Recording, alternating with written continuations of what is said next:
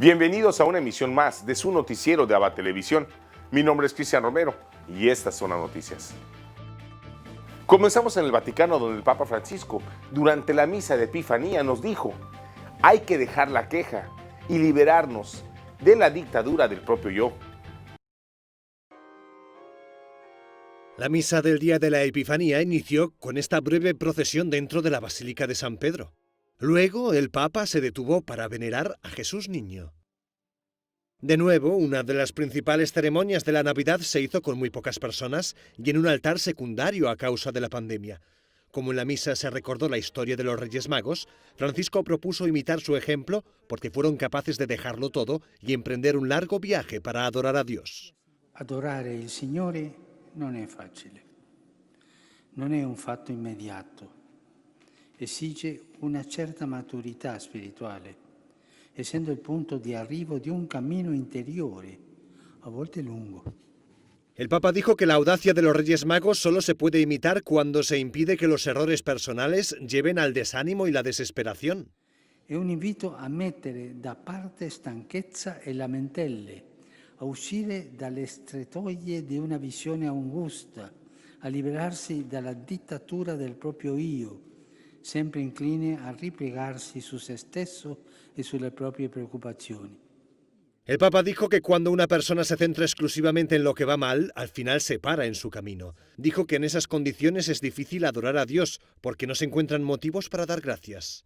Questo sguardo che, malgrado le vicende della vita, rimane fiducioso nel Signore, genera la gratitudine filiale.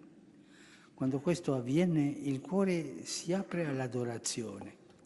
Al contrario, quando fissiamo l'attenzione esclusivamente sui problemi, rifiutando di alzare gli occhi a Dio, la paura invade il cuore e lo disorienta, dando luogo alla rabbia, allo smarrimento, all'angoscia. Esta fue su primera ceremonia religiosa pública de 2021. El Papa no pudo celebrar la misa del 1 de enero a causa de una dolorosa ciática.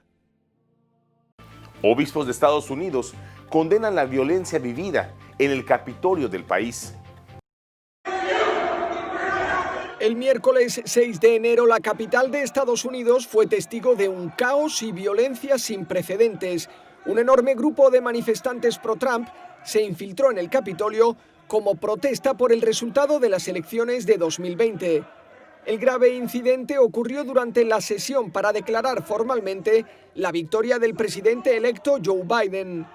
Un grupo de partidarios de Donald Trump rompió las barreras, entró en la sede de gobierno de Estados Unidos y se enfrentó a la policía. En los altercados falleció al menos una mujer. Horas más tarde, los líderes católicos del país condenaron la violencia y llamaron a la paz.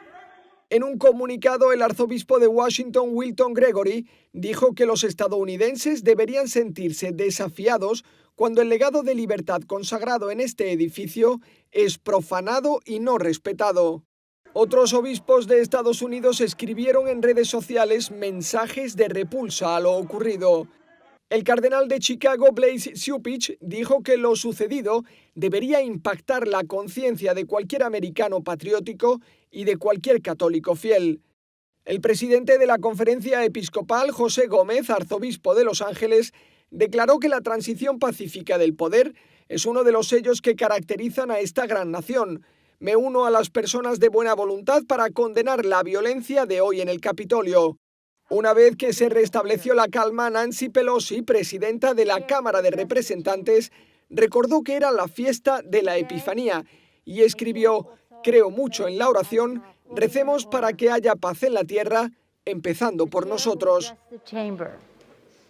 Colegio Franciscano en Roma preserva la habitación de San Maximiliano Kolbe. Hace más de 100 años, esta sencilla habitación del actual Colegio Internacional de los Frailes Menores Conventuales en Roma marcó uno de los momentos más importantes de la vida de San Maximiliano Kolbe durante su época de estudiante. Aquí fundó la Milicia de la Inmaculada junto a otros 6 compañeros frailes. Erano esattamente dove sono. Estaban aquí, justo donde estoy sentado. La imagen de la Virgen de la Inmaculada en el centro, junto a 2 velas. Los 7 estaban alrededor. Fundan la milicia de la Inmaculada en un momento muy difícil para la iglesia, yo diría que para toda la humanidad, ya que estamos en medio de la Primera Guerra Mundial, un periodo dramático. Los retratos de San Maximiliano Kolbe y sus compañeros resguardan la habitación en la que un 16 de octubre de 1917 materializaron sus deseos de ayudar a la iglesia a través de la oración y la evangelización con la ayuda de la Virgen. E qui a Roma accade una cosa molto. Durante ese tiempo ocurre algo muy doloroso para Roma y para todos los católicos. Hubo continuos ataques de la masonería contra el Papa, contra la Iglesia, ataques no militares, pero sí continuas manifestaciones de protesta que llegaron hasta el Vaticano. El Papa se ve amenazado, la Iglesia se ve amenazada. Dentro de esta habitación se encuentra lo que se podría catalogar como un tesoro, una de las pocas reliquias corporales del santo franciscano. Sono le reliquie dei capelli di San Massimiliano. Son las reliquias de los cabellos de San Maximiliano y se pueden preguntar cómo es posible que las tengamos, ya que murió en Auschwitz y su cuerpo fue quemado. Resulta que antes un fraile le cortó el cabello y la larga barba que tenía y los conservó sabiendo de la santidad de San Maximiliano. Estas reliquias se conservan junto a un hábito franciscano que usó el fundador de la milicia de la Inmaculada durante su paso por Roma. Muchos consideran a San Maximiliano Kolbe uno de los héroes de Auschwitz, al llevar un mensaje de amor en medio de la tormenta, al intercambiar su vida por la de un padre de familia e ir directo a la muerte. A continuación tenemos el agrado de presentarles una reflexión del Evangelio del Día a cargo de nuestro director general, Jaime Sevilla.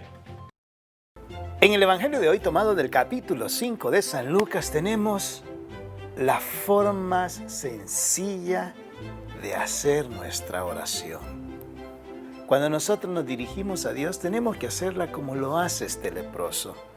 En ese encuentro con Jesús, el leproso sabe que Jesús tiene el poder para curarlo. Pero el leproso no le dice, cúrame. No. El leproso le dice una frase primero, si tú quieres, puedes curarme. Y Jesús, extendiendo la mano, le dice, sí, quiero. Y al instante quedó limpio.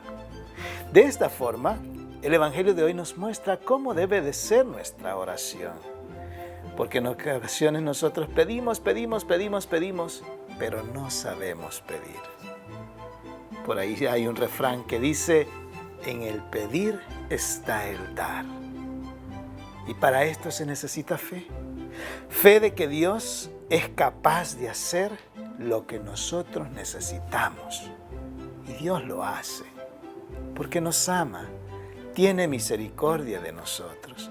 Por eso es la frase, si tú quieres, puedes curarme. ¿Cuántas veces nosotros hemos hecho nuestra oración con una actitud humilde, transparente, llena de fe, como la del leproso? ¿Por qué en ocasiones no se nos da lo que nosotros pedimos? Porque no sabemos pedir. Siempre nuestra oración tiene que ir acompañada de esta frase, si es tu voluntad, concédeme tal cosa, pero que no se haga la mía sino la tuya.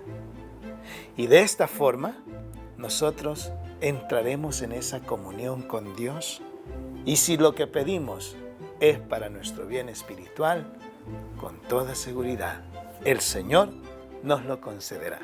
Que así sea.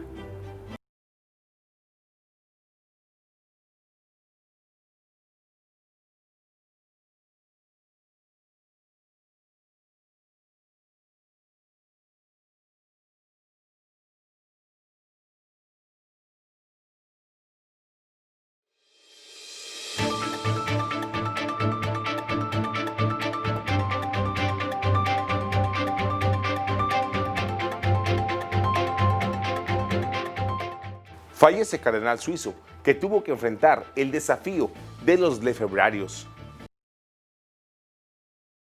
Ha fallecido el cardenal suizo Henri Very, por lo que el colegio de cardenales se reduce a 228 purpurados. De ellos 128 son electores. Tenía 88 años, su perfil era muy completo, dedicado a la pastoral y experto en matemáticas y física. Cuando era obispo, el cisma de los lefebvrianos se produjo en su diócesis. Allí, en 1988, Marcel Lefebvre ordenó 4 obispos sin permiso como gesto de rebelión con el Papa. Juan Pablo II hizo cardenal a Henri Very en 1991 y participó en el cónclave que eligió a Benedicto XVI. Desde 2008 estaba jubilado. La Asamblea de El Salvador condena la toma del Capitolio en Estados Unidos. Un pronunciamiento sobre la toma del Capitolio, protagonizada por seguidores del presidente Donald Trump. Funcionarios coincidieron en que fue un golpe al sistema democrático estadounidense. Además, afirmaron que esas acciones tienen similitudes con la toma armada de la Asamblea Legislativa salvadoreña ocurrida el 9 de febrero del año pasado. En algo se parece realmente lo que pasó el 9 de febrero aquí con lo que pasó en el Capitolio ayer. Es que ambas turbas y violencia fue generada desde el mandatario de la República. Pero también en algo se diferencian, y la diferencia fundamental es que aquí el 9 de febrero quedó en la impunidad. En Estados Unidos, con el sólido Estado de Derecho que tiene este país, no va a quedar en la impunidad. Condenable, ¿verdad?, que a un Congreso como Estados Unidos se haya dado un factor de desestabilización. El presidente Bukele y el presidente Trump tienen cosas comunes, ¿verdad?, como es usar la matonería y el respeto a la institucionalidad democrática. Es irrupción violenta el Capitolio, pero violenta la capacidad que tuvieron millones de norteamericanos de haber electo a esas personas como sus representantes. Los legisladores señalaron que El Salvador debe tomar de ejemplo lo ocurrido en el Capitolio para evitar que ocurran en un futuro cercano, tomando en cuenta la cercanía de las elecciones de febrero.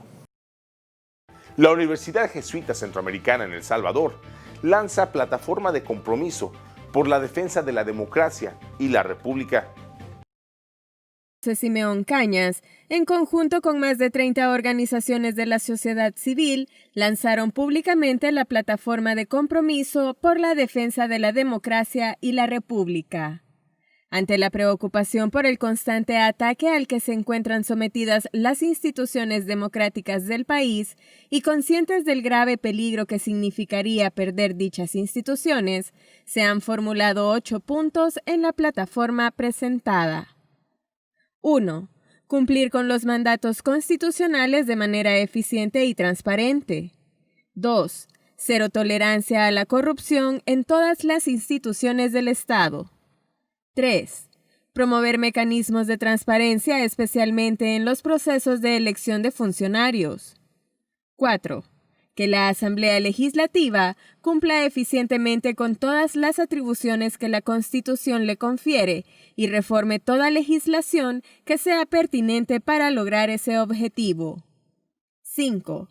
Fortalecer las atribuciones y la independencia de instituciones de control. 6. Impulsar la política de gobierno abierto. 7.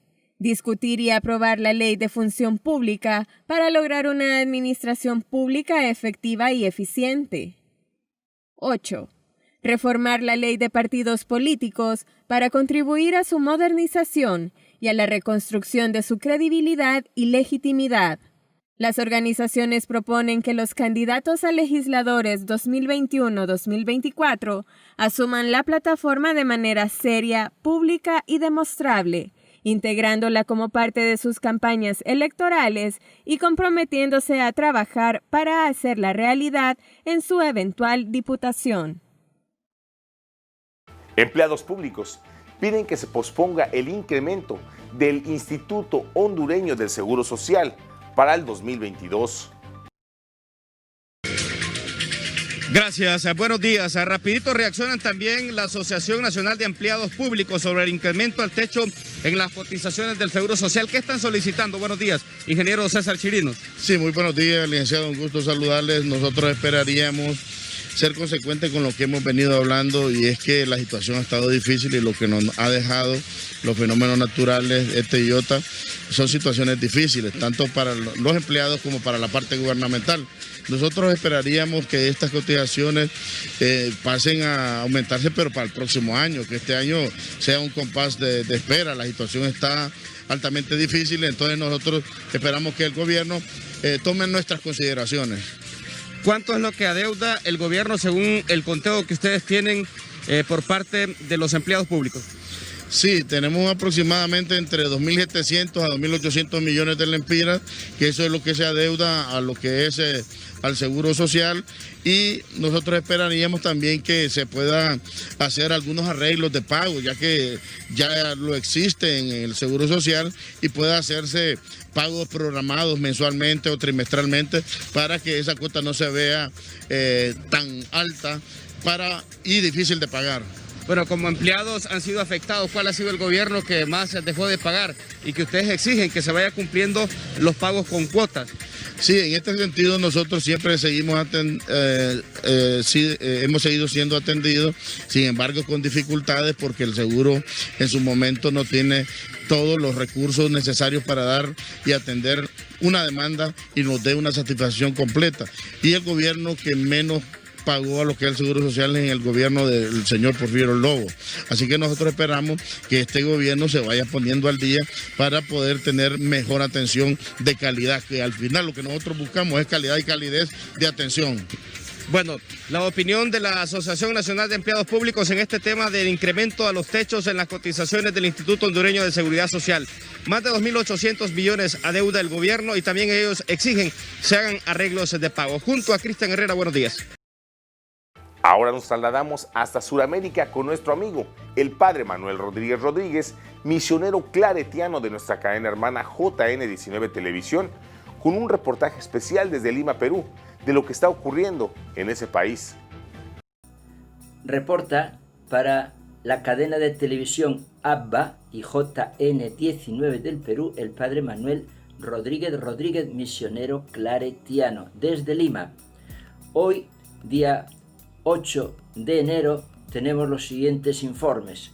Por una parte, el proyecto o programa Hambre Cero, que anunció el presidente Sagasti, pues carece de unos límites, sobre todo de unos plazos, porque está dentro de lo que está a nivel mundial, que para el año 30 se acabe totalmente el hambre en el mundo, de 800 millones de personas que padecen hambre.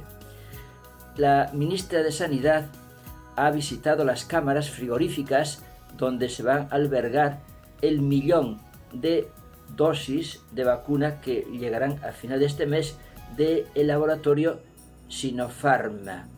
Ella ha dicho que no hay todavía cronograma exacto de llegada, pero sí que van a llegar, porque ya está todo firmado y todo concluido. También ha invitado a que mantengamos los protocolos en todo momento. La oficina de Canatur, que se encarga del turismo en Perú, ha mandado una carta al presidente del gobierno pidiendo que esa norma de que todo el que llega, todo turista que llega tenga que estar 14 días en cuarentena, se modifique, porque eso impide el venir al Perú. Venir y estar 14 días encerrado no merece la pena. También se han solicitado por parte de los alumnos, hasta el momento, 12.000 plazas en colegios públicos de Lima. Se van ya inscribiendo para no aglomerarse al final. Y también se ha abierto un concurso para el magisterio, para las personas que quieran ejercer el ministerio. Hay un proyecto de construir un laboratorio en Chincha para poder construir y poder también dar como 20 millones de vacunas al mes.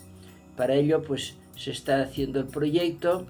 Se necesitan como 12.000 voluntarios y se necesitan $20 millones que vendrían de Europa para construir este laboratorio. La SUNAT, que es el ente que recoge los tributos, los impuestos, ha descubierto ya en 3.500 personas peruanas pues dinero, sobre todo en Bélgica y en las Islas Caimán, por valor de 3.300 millones de dólares. El ministro o exministro de Sanidad, Óscar Ugarte, muy prestigioso, ha dicho primero que el gobierno que venga debe seguir el proceso que se ha comenzado con este gobierno, que no haya un salto, y también que con el 1 millón de vacunas que van a llegar podrán ser vacunados el 50% de las personas que están necesitándola porque trabajan sea como sanitarios, sea como policías o también como militares. Reportó desde Lima el padre Manuel Rodríguez Rodríguez, misionero claretiano.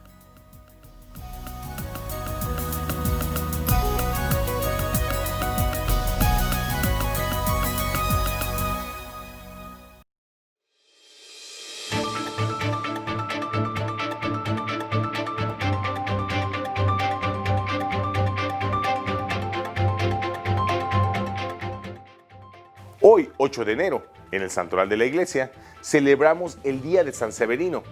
Conozcamos su historia. Como no quisieron escucharlo, San Severino recordó aquellas palabras contenidas en Mateo 10:14, que cuando los envió a predicar dijo Jesús a sus discípulos: si no os reciben ni os escuchan, al salir de la casa o del pueblo sacudid el polvo de vuestros pies. Y eso hizo cuando abandonó Asturias, ciudad ribereña del Danubio en la que con vehemencia había instado a sus habitantes a renunciar al pecado y a volver a los caminos del Señor para aplacar su ira, mas no le creyeron. Lo convirtieron en blanco de sus burlas y lo presionaron para que se marchara de la población. Pero antes de hacerlo, le vaticinó al dueño de la posada en la que se hospedaba la hora y el día en que ocurriría la invasión de los hunos. Le describió minuciosamente los destrozos que ocasionarían los bárbaros, la despiadada matanza a la que someterían a sus habitantes, y tal como lo predijo, sucedió mientras San Severino se dirigía a Comagenis, en donde también conminó a sus pobladores a cambiar su vida disipada por una de oración, arrepentimiento, ayuno y fidelidad a Dios, si no querían correr la misma suerte de sus vecinos. Y aunque en principio tampoco le hicieron caso, el relato que del salvajismo de los hunos les hizo un sobreviviente recién llegado de Asturias los convenció. Y dirigidos por San Severino, oraron y ayunaron durante 3 días, al cabo de los cuales un pavoroso terremoto sacudió a las hordas bárbaras que ya tenían sitiada la ciudad e inmediatamente levantaron el campamento y huyeron despavoridas. Severino de Nórico, nacido en Roa en el 410, procedía de una tradicional familia romana de la que se fue desligando a medida que adelantaba sus estudios humanísticos y los contrastaba con las Sagradas Escrituras, porque consideraba que, si bien es cierto, los conocimientos de cultura general lo enriquecían intelectualmente y lo preparaban para una exitosa carrera pública, solo las verdades contenidas en la palabra de Dios le daban sentido a su vida y por eso decidió abandonarlo todo. Se hizo monje y, aunque sus deseos fundamentales eran el silencio y la oración, recibió el mandato divino de evangelizar y contener la avalancha bárbara en la provincia romana de Nórico, que se extendía entre Alemania y Hungría, región especialmente vulnerable a las invasiones de las belicosas tribus germánicas que se colaban por entre las grietas del desvencijado imperio romano que se caía a pedazos. Y entonces, como bolas de nieve, descendían del norte de Europa dejando a su paso paganismo, herejías, destrucción y muerte, pero siempre eran neutralizados por San Severino, que le salía al paso y con su benevolencia y elocuencia salvaba ciudades, incluida Comagenis, que por sus oraciones y ayuno fue preservada gracias a ese providencial terremoto que ahuyentó a los hunos. Y su sabiduría llegó a despertar tal admiración entre los invasores que sus jefes, Giwildo, rey de los alamanes, Odoacro, rey de los érulos, al que predijo que sería rey de Roma, y así fue, y Flasiteo, rey de los Rugio, lo convirtieron en su principal consejero, condición que aprovechó para obtener el perdón de los prisioneros y copiosas ayudas para los más pobres. Mas su labor no terminaba ahí, porque por donde pasaba dejaba una maravillosa estela de milagros. Reverdecía los campos que padecían sequía o que soportaban plagas, por ejemplo. Contenía inundaciones que amenazaban con destruir las poblaciones ribereñas del Danubio.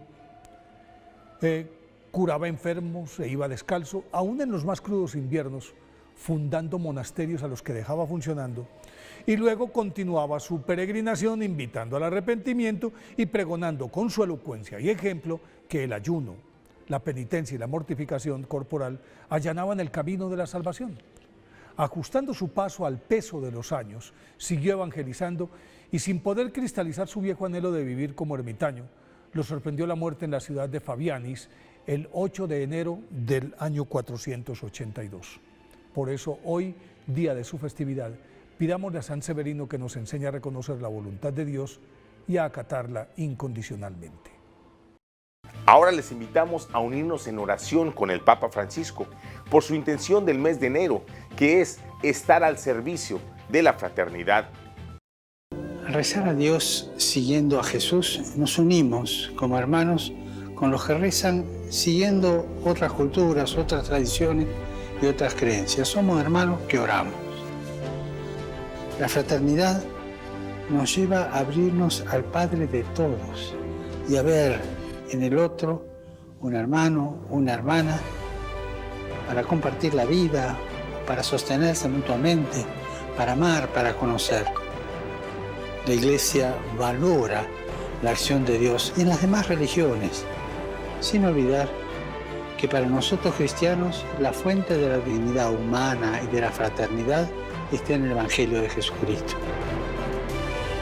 Los creyentes debemos volver a nuestras fuentes y concentrarnos en lo que es esencial, de nuestra fe, la adoración a Dios y el amor al prójimo.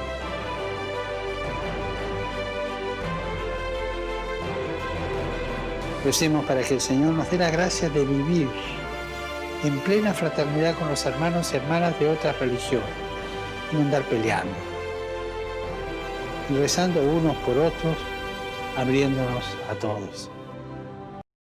Y para el final de nuestro noticiero, les dejamos con el segmento El Minuto de San Óscar Romero.